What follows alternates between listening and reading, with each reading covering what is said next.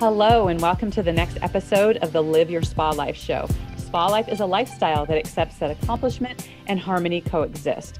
The Spa and Spa Life, the SPA, is for Seek Power Always, that power within you to do your deeper work in the world.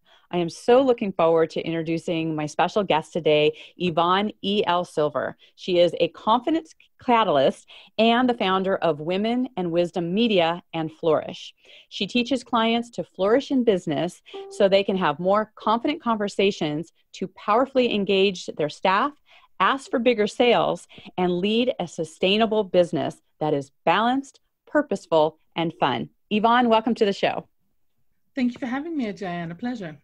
Ah, wonderful. You know, Yvonne, you have over 25 years of business success, and you've worked in 4 countries, including senior roles in global firms and 8 startups. That's a lot of business experience that's out there in many different cultures.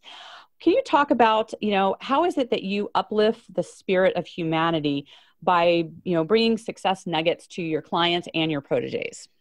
Well, my focus is confidence.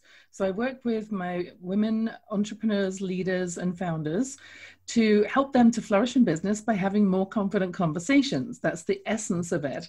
So it's helping them to, as you say, have more sales by having more interactive, relatable conversations. I have several tools I use for that. And then also to start talking about themselves and how they show up so that they show up confidently, authentically, and then they can be successful in business, sustainable, and they become great role models for their kids as well, which is awesome. Yeah, absolutely. And, you wear a lot of hats. I mean, you're sharing insights from the perspective of a speaker, bestselling author, membership expert, radio show host. I mean, between your online events, there's a lot of different perspectives that you show up with people with. And I'm just curious, where does your, passion come from that you help elevate women? Like, where does that stem from? Well, I grew up in England, as you can tell from my accent. I love the accent. North America. And my dad was a post-war survivor, came back with PTSD. And I watched him literally drain the life right out of my mom. She was very timid, very frail, but she was a successful businesswoman before she met him. And I watched him drain her dignity away. He took the car keys, he gave her very meager housekeeping money, and I watched her lose her power, and I swore I was never going to be that person.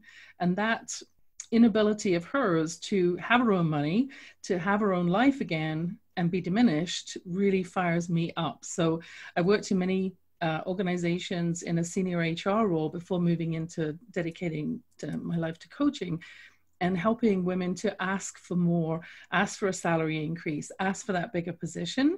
Because when women earn what we're really worth, it makes an amazing difference in the world.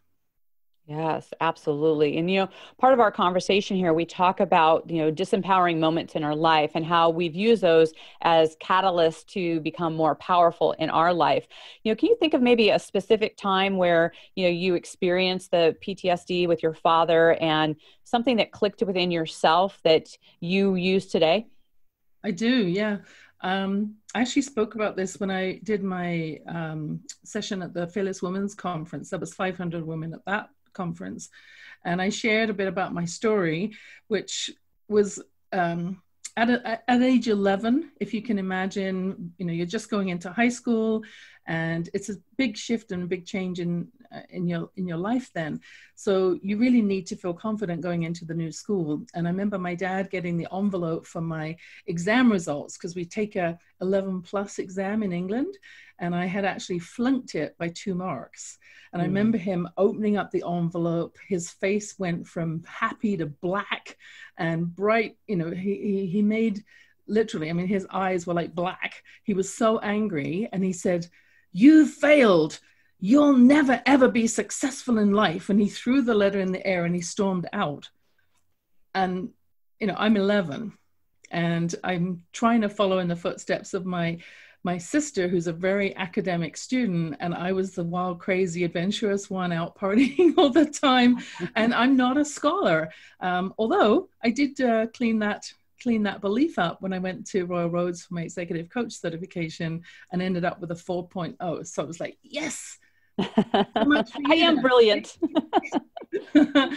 But that experience caused me to carry a shield around. So when I went into high school, I got called a snob, which is, in England, someone who's very sort of toffee-nosed, because I wasn't talking a whole lot. That really sort of took the wind out of my sails. And even though I was striving for 40 years to prove him wrong, it still took a while to acknowledge that fact and to actually do that work on myself to move past it and acknowledge it and put the shield down, so that I wasn't just hiding behind the shield and keeping other people out and not letting that type of comment hurt me again. I found that I was becoming smaller by being behind the shield. So it was time to put the shield down. And I waited until, 45 to do that. Yeah. This is such an important thing to share. A lot of times I talk to my clients around that we have like 3 different aspects of ourselves. We've got our public life that we share, our private life that may be our family and close friends, but then we have an undercover life, that part that we keep secret, that we don't necessarily show. And we have to evolve beyond that to actually discover that that's the parts that we're actually supposed to share. And, it's, I love how you've turned that around, that, what could have been, which was a disempowering moment with your father, that you actually use that as a stepping stool. And, in case you guys, are not sure that, you talked about, you kind of were the play around girl. You did some serious studying here, because, you have several designations as a certified executive coach, a chartered HR professional, as well as a certified Reiki practitioner and an emotional intelligence consultant. So you have many accolades that you've added to yourself and your repertoire of how you help people. Are there some other things that in your life that you feel that have really shaped you to be the type of leader that you are today? Well, there's certain experiences that I think shifted me from being a driven entrepreneur, which was how I was when I first came out of coaching school. I was ready to take the world by the tail. And I had someone pull me aside and said, your energy is very aggressive. And I thought it was assertive. So then I took some coaching with another coach around energetic resonance. And that was what led me into the path of Reiki. I think the other thing that's really fed into developing my emotional intelligence a lot more is having my son. So I have a special needs son. He's now 25.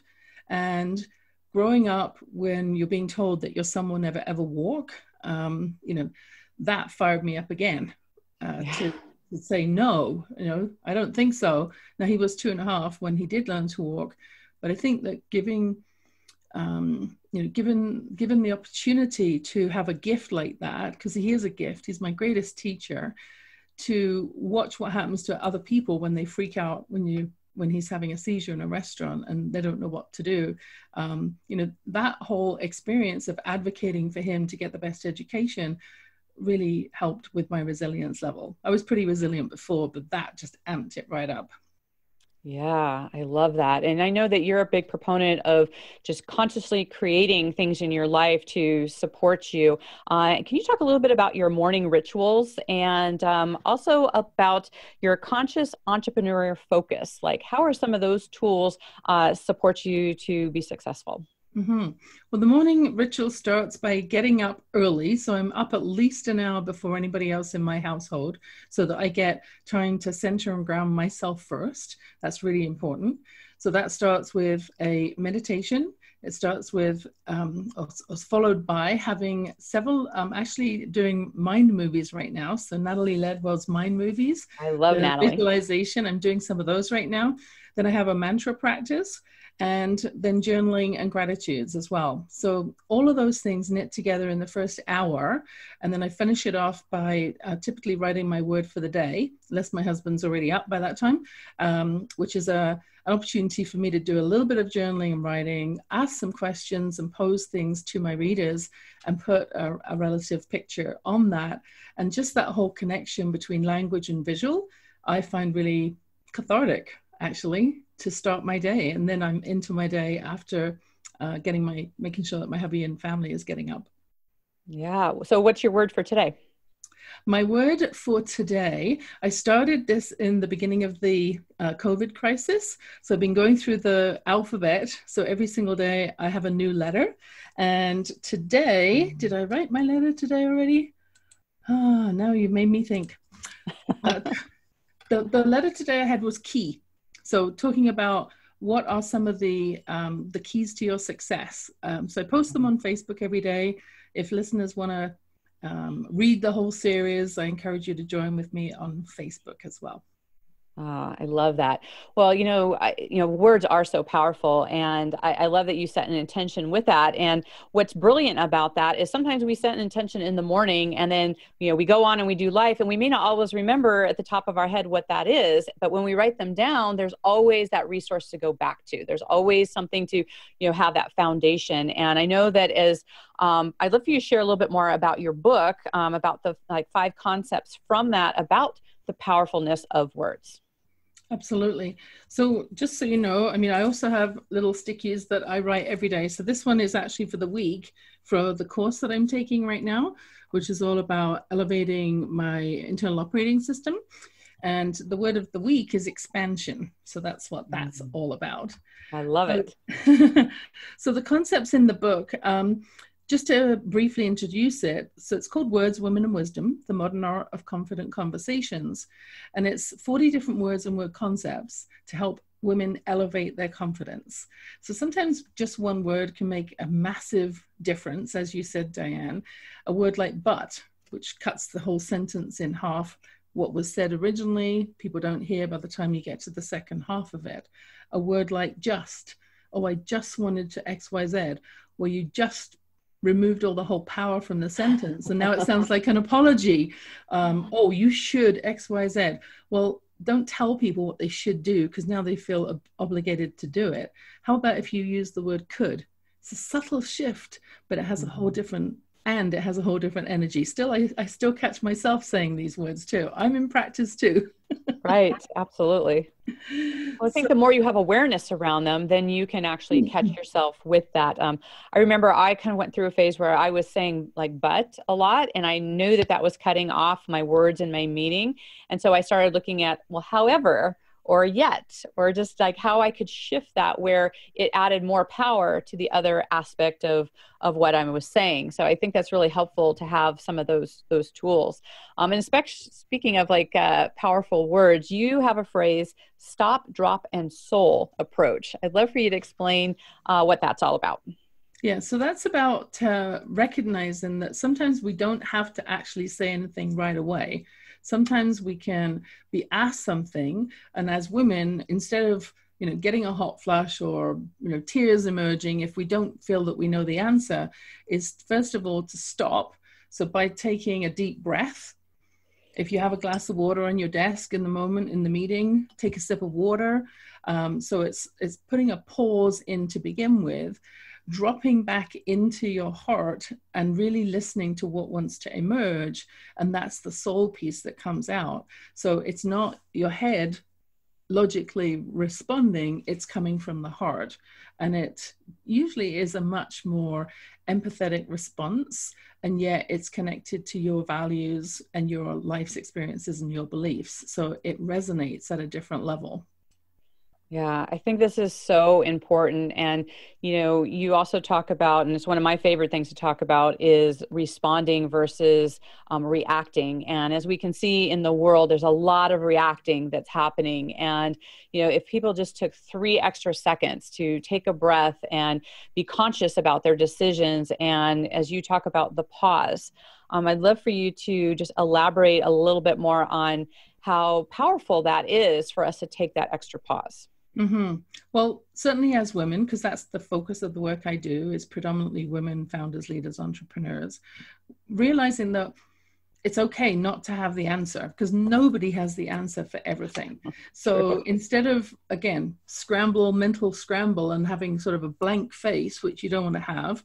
I had Sharon Saylor on one of my shows recently. She was talking about, when she's in deep thought, how her mouth is sort of hanging open, and how she was told by a speaker that she really didn't look very intelligent when she had that face, right? But that's her thinking, listening face. So to take a pause and to think about exactly how you want to respond versus react. So maybe it's about, that's an interesting question. Can I get back to you on that tomorrow? Or can I get back to you on that? Because I really want to put some energy around formulating a reply, because I can see this is really important to you. And then you stop talking. You haven't said when you're getting back to them. You haven't said how, but you've just basically said, I need to pause because I need to rethink about that. Right. And then you respond when you're ready. Yeah, I think that's such a powerful distinction, because I think that, so many times we feel like we owe someone an answer right away, right? And that we feel like we have to jump in, or that we have to have the answers on that. And, it gives us that breathing room and that space to actually make conscious choices. And so speaking of conscious choices, one of the things I love to ask my guests is, we powerfully create our experiences and our environments, and how we experience our bedroom versus our kitchen versus our living room is all different. What is your favorite room in your home, and why? My favorite room is my meditation room, and it's because it's my space. Nobody else gets to come in here, and it's full of crystals, books, and reading material. It's got mirrors, so I can do mirror work. It's got my microphone in, so I can do recordings. It's got my journal, all the colored pens I use. So it's my space, and it has a beautiful view. It looks out over, we have a whole block of pond in front of our house, and it looks out over the pond. So it's just a phenomenal space. I love it. It sounds so great. And, I'm just thinking of like all the Zen experiences that you're having in that space, and the meditation. And, it reminds me about when we create sacred spaces like this, we're really having the intention to be present. And I'd love for you to speak about when we are present and in the present moment, that fear doesn't exist in the present. Can you elaborate on more of what that means and how you utilize it? Mm-hmm. Well, what it means is, when we start getting nervous about something, it's usually because we are projecting forwards and imagining something that's much worse than what's likely going to happen. Oh, true. So that, the acronym of false expectations appearing real is probably pretty common terminology. And I learned about this from taking one of Harvecker's warrior camp programs. And I remember standing on a telegraph pole that's 40 foot in the air. I forget how tall they are. I had a harness on, and yet being really scared about moving off from that and ziplining off. And him saying, there is no fear in the present. Just stay present. And as long as I stood, even with my eyes closed, on an 8-inch disc, very high in the sky, there's no fear right now. But as soon as I start projecting, that's when the worry can come in. So if we take each moment by moment by moment and stay with the present, it makes a massive difference to our heart rate and the butterflies in our stomach, and our heads don't go off squirrely into some imagined fear. Yeah, absolutely. Well, one of my favorite acronyms around fear is, the FEAR is face everything and rise. Okay. So, yeah. So there's so many different ways to look at it, and it's our perspective that can really shift our experience of it and how we show up in that way around that. So I know that you've got something around, you talk a lot about the law of attraction. Yeah. Talk about that, especially in the times now. There's a lot of confusion and uncertainty, and people, feel like, they're not even sure what to expect for tomorrow. And there's just a lot of anxiety that's happening. What's your pulse on what's happening in the world today? And how are you utilizing the law of attraction to keep yourself grounded, to keep yourself positive, to move through those things? Yeah. Well, I think anytime that there's such a big hiccup, I mean, it didn't just impact you and I, it's everybody on the planet pretty much. Right. So I think first off, that, in acknowledging that this is something that's impacting everybody. I saw a beautiful post that was floating around. I put it on my Facebook page recently saying, we're all in the same ocean, but we're not in the same boat. You know, some of us are on a floaty mattress, some of us are in a yacht, some of us are in a small dinghy with oars. You know, we're all in different places, and that's very much dependent upon our resources and our resilience. And I think as entrepreneurs, we naturally tend to bounce back much more quickly because we are twisting and turning every day to be, you know, finding that, navigating the water, right? And finding that flow. So law of attraction, when I'm working with my clients in particular, is about helping them to get crystal clear on who their ideal clients are. So instead of creating activity and just, you know, I use a great book where they have an analogy of either if you're trying to attract boats, instead of running up and down on the beach, yelling out, boats, boats, boats, come on in. You become the lighthouse standing solidly on the beach and beaming out this message for everyone to see. And that's taken from one of my favorite books, the book called Attracting Your Perfect Customer, The Power of Strategic Synchronicity. So that concept is what I carry forward in my work is, if you're pivoting in your business, you know, get really, really clear on who is it for? What are the skills that you as an entrepreneur can bring forward that you and only you has the unique combination of skills, experiences, education, and perspective and beliefs to bring forth a solution for their particular challenge. What is the challenge? And getting really clear on that, and then how to language it. And what I'm learning in a new program I'm in is actually how to communicate it more effectively based on 4 different personality types as well. So if it's an action-oriented person, you're going to present that very differently than if it's a person that has more of a blueprint personality that's more traditional. And coming from the police force, you probably have seen a big shift just in your own demeanor and how you do things now that you're working more in the entrepreneur space.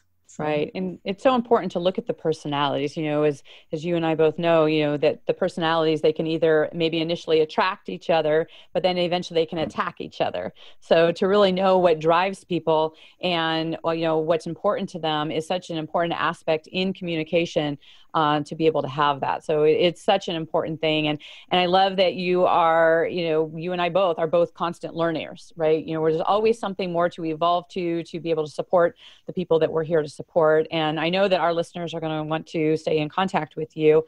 How can they go do that? So they can certainly look me up on LinkedIn. You can go to my website, which is Words, Women, and Wisdom, and spelled out AND versus an ampersand. wordswomenandwisdom.com. And if anything that I've said has resonated and you're intrigued to learn more about the book, that is something that currently during COVID, I have actually a 3-chapter excerpt as a gift on my website that women can tap into. So you just have to click the link, get the free book, and then you'll be invited to pick up a couple of other tools as well, and we can stay in touch that way. Or find me on Facebook. Yvonne Silver /33 is my personal page, and I'm happy to stay connected. Perfect. And we'll have all those links on the podcast notes, so you'll be able to get them there. And I just want to thank you, Yvonne, so much for your wisdom and for being here on the show. And thank you once again. Thank you, Diane. It's been a pleasure. Oh, wonderful. And for our audience, thank you. You know, you are what makes us keep going, and we're here to have a positive message in the world. We can't do that without you. Please put in the notes, you know, what was something you learned differently? What is it that you're going to take action on? Would love for you to put into the comments to tag both myself and Yvonne in any way that we can support you. If you subscribe and share, it helps get the message in the world, and that's your part that you can do. So we just want to thank you so much for being here. And until we connect again, live your spa life. Bye for now.